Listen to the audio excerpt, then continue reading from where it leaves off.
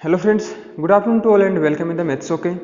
दोस्तों, कल की क्लास में अपन ने सीक्वेंस के बारे में पढ़ा था और ये पढ़ा था कि एक सीक्वेंस किसी पॉइंट को कन्वर्ज कब करती है। ठीक है, उसकी कंडीशन के बारे में आपने पढ़ लिया और आज पढ़ेंगे सीक्वेंस के थ्योरम, सीक्वेंस और उसके कन्वर्जन से संबंधित एक थ्योरम है। तो थ्योरम का स्टेटमेंट लिखते हैं।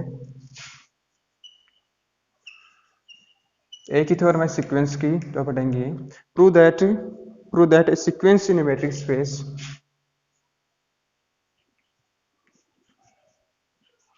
prove that a sequence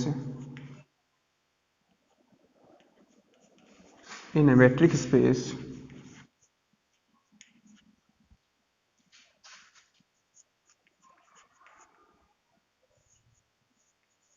prove that a sequence in a metric space can converge to at most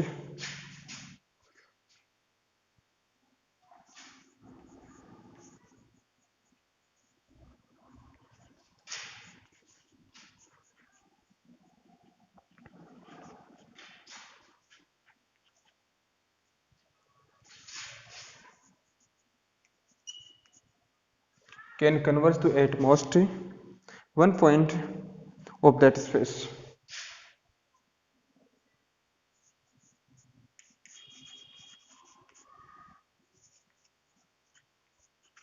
यानी अपने जो कल सीक्वेंस पढ़ी थी उसके थ्योरम में कि prove that a sequence in a metric space can converge to at most one point of that space. यानी कोई सीक्वेंस जो है जो उसी उसी जो स्पेस है उस स्पेस के अधिकतम एक ही पॉइंट पर क्या करेगी, कन्वर्ज करेंगे, एक से अधिक पॉइंट पर कन्वर्ज नहीं करेंगी। तो हम क्या करेंगे, एक ऐसी सीक्वेंस लेके चलेंगे और मान लेंगे कि वो सीक्वेंस उस स्पेस के कोई दो पॉइंट पर क्या कर रही है, कन्वर्ज कर रही है। और हम आगे लास्ट में प्रूव करेंगे कि वो दोनों पॉइंट इक्वल है, यानी दोनों एक ही पॉइंट है। ठीक है, इस पर अपने की थ्योरम क्या हो जाएगी, प्रूव हो जाएगी।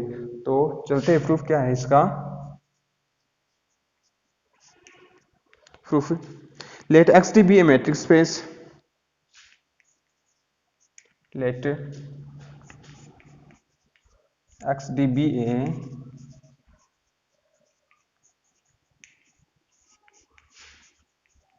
एक्स डी अपने कोई मैट्रिक्स स्पेस मान लिया और क्या माना हमने, एक सीक्वेंस भी मान लिया एंड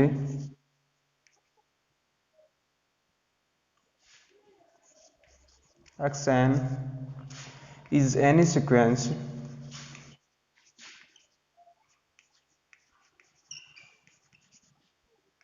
इन एक्स। और आपका जो capital X non empty set है उसमें एक्स एन कोई आपको सीक्वेंस दे दी। अब अपन को प्रूव करना है कि ये किसी पॉइंट पर क्या कर रही है, हाँ, और हमने ये मान लिया कि जो सीक्वेंस है विच converges to,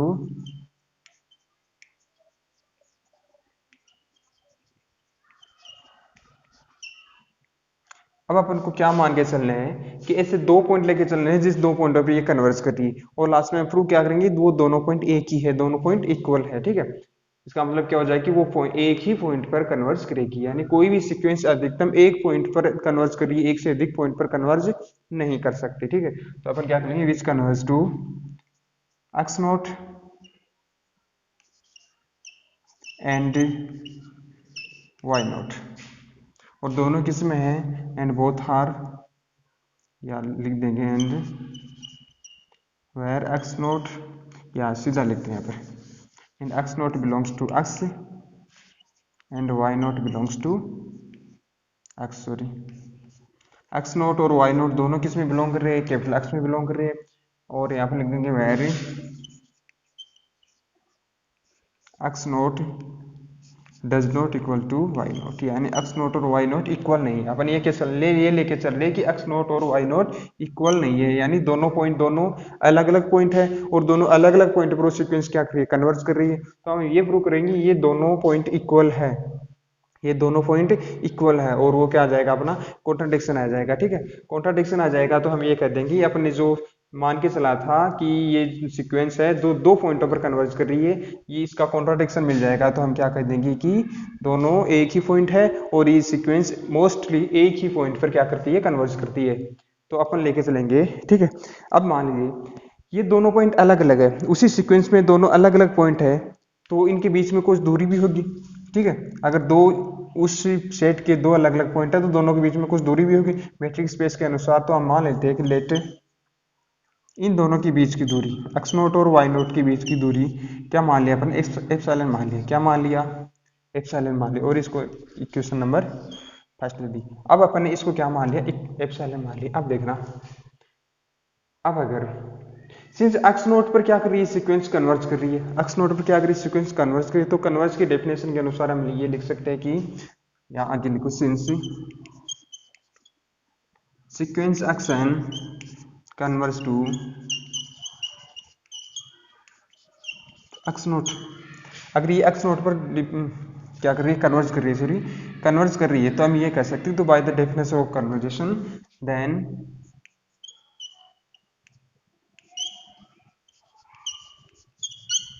by the definition of conversion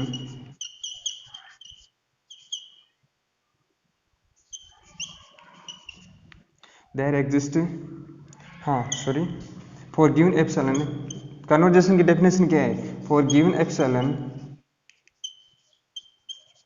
और वो क्या होगा, जीरो से बड़ा होगा, for given epsilon greater than zero there exist N naught, there exist N naught, और एन नोट किसको बिलोंग करता है, एन को बिलोंग करता है, और किस प्रकार होगा, सच दैट, अब देखना कन्वर्जेशन के डेफिनेशन के अनुसार उस एन नोट से अधिक, उस एन नोट से अधिक मान के लिए, यानी एन की, अगर एन की वैल्यू अपन एन नोट से अधिक या एन नोट रखे तो अपन को क्या मिलेगा, उस जो ये जो आपकी सीक्वेंस है, ठीक है, इस सीक्वेंस की एक फिक्स पॉइंट अपन ने क्या मान लिया, जो अक्स नोट है, अक्स नोट पर अगर कन्वर्ज कर रही है, तो उस अक्स नोट से उस सीक्वेंस के किसी अन्य पॉइंट की दूरी क्या होगी, हमेशा उस एप्सिलॉन से क्या होगी, कम होगी, ठीक है। तो यहाँ पर क्या लिख देता हूं मैं, किसकी, अक्स एन की और अक्स नोट की दूरी क्या होगी, लेस देन एप्सिलॉन। अगर इस दूरी को अपन एप्सिलॉन से कम कर सकते हैं, तो एप्सिलॉन बाई 2 से भी कम कर सकते हैं, एप्सिलॉन बाई 3 से भी कम कर सकते हैं, एप्सिलॉन बाई 10 से भी कम, कितने से भी हम क्या कर सकते हैं, कम कर सकते हो। मान लीजिए मैंने क्या कर दिया, इसको एप्सिलॉन बाई 2 से भी कम कर सकते हैं, ठीक है। इससे पीछे के एग्जाम्पल में, अपन एग्जाम्पल में क्या देखा था कि अगर किन्हीं दो बिंदुओं के बीच की दूरी कन्वर्जेशन के अनुसार एप्सिलॉन से कम कर की है, ठीक है, एप्सिलॉन आपको गिवन है, एप्सिलॉन गिवन है जो कितना भी हो सकता है, ठीक है, एप्सिलॉन भी हो सकता है, अगर एप्सिलॉन से कम किया जा सकता है तो एप्सिलॉन बाई 2 से भी कम किया जा सकता है, यानी इन दो बिंदुओं के बीच की दूरी अगर एप्सिलॉन बाई 2 से कम की जा सकती है, एप्सिलॉन बाई 4 से भी कम की जा सकती है, एप्सिलॉन बाई 10 से भी कम की जा सकती है, कितने से भी कम की जा सकती है, तो मैंने यहाँ पर क्या ले लिया, एप्सिलॉन बाई 2 ले लिया, ठीक है। अगर इन दोनों बिंदुओं की भी दूरी, बीच की दूरी एप्सिलॉन बाई 2 से कम कर दी मैंने, और इसको क्या दिया मैंने, इक्वेशन नंबर सेकंड दे दो, इसको नाम क्या दो, इक्वेशन नंबर 2 दे दो, ठीक है। अब आगे देखना, ऐसे ही मैंने अक्स नोट पर ये कन्वर्ज कर रहा है, तो ये डेफिनेशन लिख दी अक्स नोट के लिए कन्वर्जेशन की। आगे लिखूंगा मैं,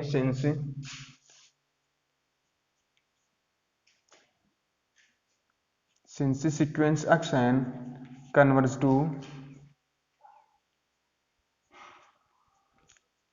टू वाई नोट। अब देखना, अगर ये वाई नोट पर कन्वर्ज करती है, तो कन्वर्जेशन के डेफिनेशन के अनुसार हम क्या कह सकते हैं, for given epsilon greater than zero, अगर एक ऐसा एप्सिलॉन आपको दे दे जो जीरो से बड़ा हो, तो उसके लिए आपको एक ऐसा एन नोट मिलेगा, यानी उस एन नोट से अधिक एन की वैल्यू रखे, तो उस उन दोनों के बीच की दूरी, यानी जो कन्वर्ज पॉइंट है उसकी और किसी भी अन्य पॉइंट से दूरी हमेशा क्या होगी, जो गिवन एप्सिलॉन है उससे कम होगी। अगर गिवन एप्सिलॉन से कम है, कम कर सकते हैं हम, तो एप्सिलॉन बाई 2 से भी कम कर सकते हैं, कितने से भी कम कर सकते हैं ना। तो यहाँ पर क्या ले लिया मैंने, एप्सिलॉन बाई 2 ले लिया, यहाँ पर एन नोट की जगह कुछ और लूंगा मैं, ठीक है।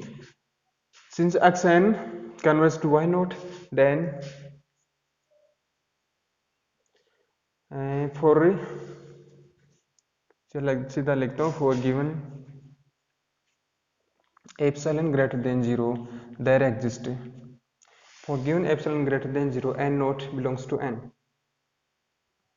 हाँ, एन नोट की जगह कुछ और रख देता हूँ मैं, एम नोट रख दूँ, ठीक है, या एन वन रख दूँ, एन वन जो किस में बिलोंग करेगा, एन में बिलोंग करेगा, ठीक है।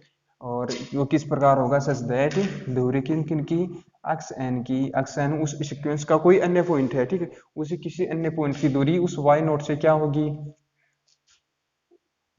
हाँ क्या होगी, एप्सिलॉन से कम होगी, लेस देन एप्सिलॉन। अगर वो एप्सिलॉन से हम कम कर सकते हैं, तो एप्सिलॉन बाई 2 से भी कम कर सकते हैं, एप्सिलॉन बाई 10 से, कितने से भी कम कर सकते हो, मैंने क्या मान लिया, एप्सिलॉन बाई 2 से कम है, ठीक है। और for all N one greater than, sorry N greater than equal to N one, N greater than equal to N one, यानी एन वन से अधिक एन की वैल्यू रखी थी, यहाँ पर क्या रखा था, एन जीरो से अधिक एन की वैल्यू रखी थी। अब इसको मैंने इक्वेशन नंबर 3 दे दिया। क्या दे दिया? Equation number 3। अब देखना, अगर मैं ऐसा मान लूँ, हाँ, अगर ये वैल्यू एन से अधिक के लिए एन नोट या एन नोट से अधिक के लिए सकते हैं, और ये वैल्यू एन वन या एन वन से अधिक के लिए सकते हैं। अगर मैं ऐसा मान लूँ, एक एन मान लूँ, एन वन और एन नोट की जगह एन मान लूँ, लेट, देखना क्यों मान रहा हूँ आगे बताऊंगा। एन इक्वल टू मैक्सिमम मान लिया मैंने, मैक्सिमम मान लिया किन किन का? एन नोट और एन वन का। एन नोट और एन वन का मैंने मैक्सिमम क्या मान लिया? एम मान लिया। क्यों माना? देखना, अगर ये, अगर इक्वेशन नंबर 2 एन नोट के लिए सत्य, एन नोट और एन वन में से मान लिया मैंने N one maximum, N one मान लिया क्या है? मैक्सिमम है, ठीक है। मान ले कि 1 2 3 10 तक है, ठीक है। और मैंने एन नोट मान लिया कि 3 है, एन नोट मान लिया क्या है?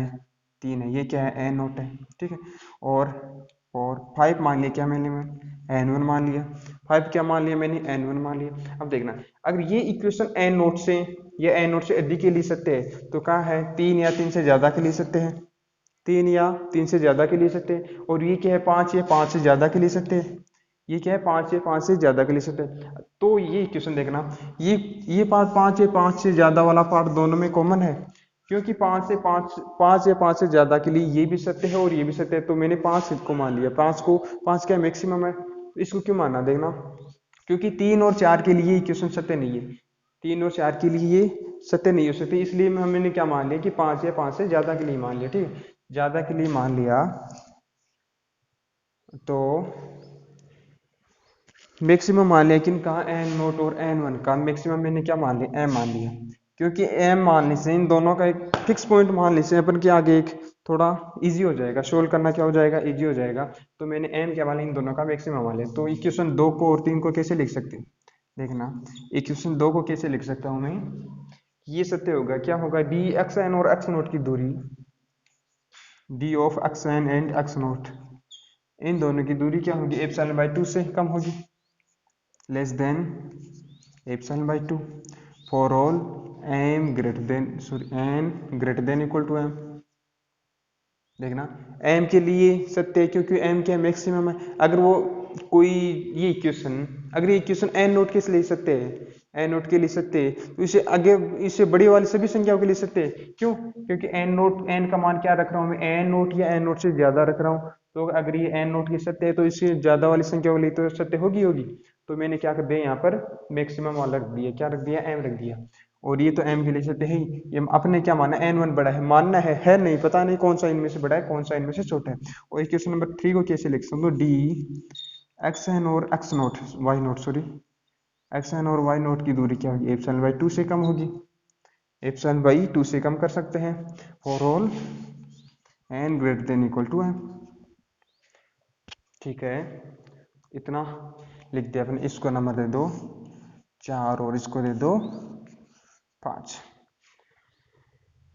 अब मैं कुछ ऐसा कर रहा हूं कि ये लेना डी एक्स नोट और वाई नोट। नाउ देखना मैं क्या करूँ अभी, डी एक्स नोट और वाई नोट, इसमें अपन प्रॉपर्टी लगा देते हैं M4 प्रॉपर्टी अगर मैं लगा दूं यहाँ पर,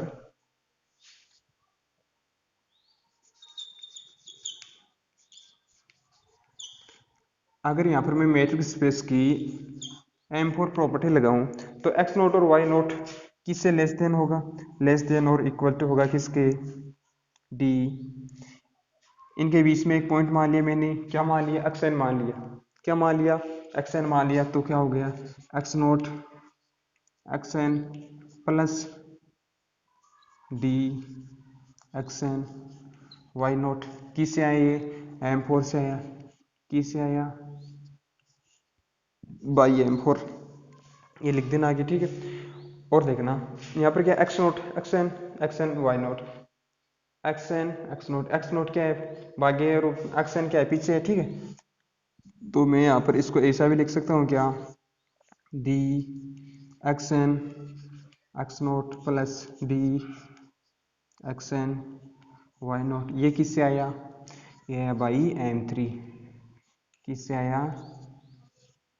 M3 से आया है, M3 से मैंने इसको ऐसे लिखा है क्योंकि M3 क्या है, D X Y equal to D Y X, और M4 क्या है, D X Z less than equal to D X Y plus D Y Z. ठीक है, अब देखना, अगर इनको ऐसे लिख सकता हूं तो मैं कुछ यूं भी लिख सकता हूं,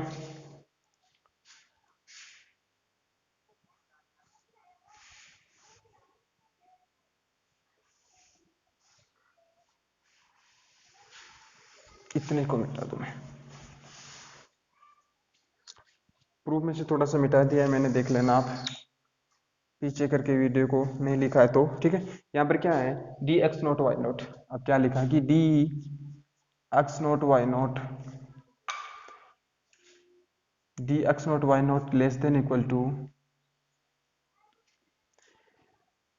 क्या है, D X N X note की वैल्यू क्या है, D X N X naught, ये क्या है लेस देन इक्वल टू, और ये क्या है less than epsilon by two, तो यहाँ पर क्या आ जाएगा exact less than, exact less than epsilon by two, plus उसकी वैल्यू भी क्या है एप्सिलॉन बाय टू, तो ये क्या हो गया एप्सिलॉन बाय टू, यानी हमें क्या मिला कि D X naught Y naught less than, sorry less than epsilon.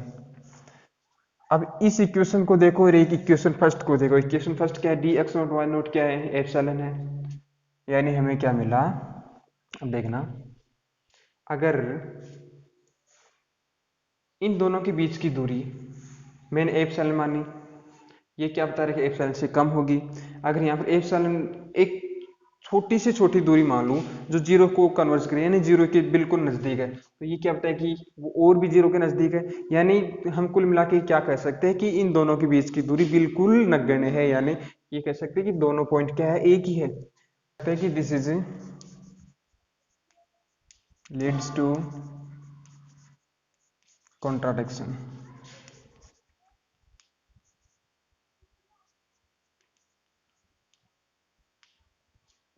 सो और एजम्पशन, जो अपना एजम्पशन क्या है कि क्या है कि क्या होगी एप्सिलॉन, हाँ एजम्पशन क्या किया था यहाँ पर, X naught does not equal to Y naught, ये अपने मान के चला था। सो और एजम्पशन इज रॉन्ग, आगे 10 लेकर अपन जो स्टेटमेंट दिया है वो लिख देंगे, जैसे क्या लिखेंगे, जो स्टेटमेंट में दिया हुआ है क्या दिया हुआ है कि इस एक सीक्वेंस जो है आपकी क्या करेगी एटमोस्ट एक ही पॉइंट पर क्या कन्वर्ज करेगी, सॉरी क्या करेगी कन्वर्ज करेगी, जो अपन को स्टेटमेंट दिया वो यहाँ पर लिख देगी, यानी हमारी कुल मिला के ये थ्योरम क्या हो गई है, यहाँ पर वो लिख देना, प्रूव्ड हो गई है। हमने क्या लेकर चला था कि एक्स नोट और वाई नोट दोनों क्या नहीं है, इक्वल नहीं है, एक पॉइंट नहीं है, एक पॉइंट नहीं है तो उनके बीच में कुछ ना कुछ दूरी होगी, एक पॉइंट नहीं है यानी इक्वल नहीं, तो उनके बीच में दोनों के बीच में कुछ ना कुछ क्या होगी दूरी होगी, और कुछ ना कुछ दोनों के बीच में दूरी होगी, तो अपने जब सोल्व किया तो हमें क्या मिला कि उन दोनों के बीच में जो अपने दूरी मानी थी उससे थोड़ी कम है, उससे कम होगी, ठीक है, उससे कम होगी, तो मान लीजिए एप्सिलॉन जीरो से जीरो कन्वर्ज करें, यानी जीरो से बहुत नजदीक है कि 0.001, एप्सिलॉन क्या माना मैंने 0.001 अगर है, तो यहाँ पर क्या आएगा ये 0.001 में से भी क्या होगी कम होगी, इन दोनों के बीच की दूरी इनसे भी कम होगी, यानी कुल मिला के क्या कर रहा है कन्वर्ज कर रहा है किसको, जीरो को कन्वर्ज कर रहा है, तो अपन ये अपने एजम्पशन जो हमने क्या माना था कि X naught does not equal to Y naught, ये क्या होगी रॉन्ग हो गई, तो हमें क्या मिला कि एक्स नोट और वाई नोट क्या है इक्वल है, एक्स नोट और वाई नोट क्या है इक्वल है, तो मतलब ये जो सीक्वेंस है जो एक ही पॉइंट पर कन्वर्ज करेगी, दो अलग अलग पॉइंट नहीं है, वो दोनों पॉइंट क्या है एक ही पॉइंट पर क्या करेगी कन्वर्ज करेगी। सो दैट्स फाइन, और आज की क्लास में बस इतना ही, बाकी मिलेंगे कल अगली क्लास में, तब तक के लिए बाय गुड बाय।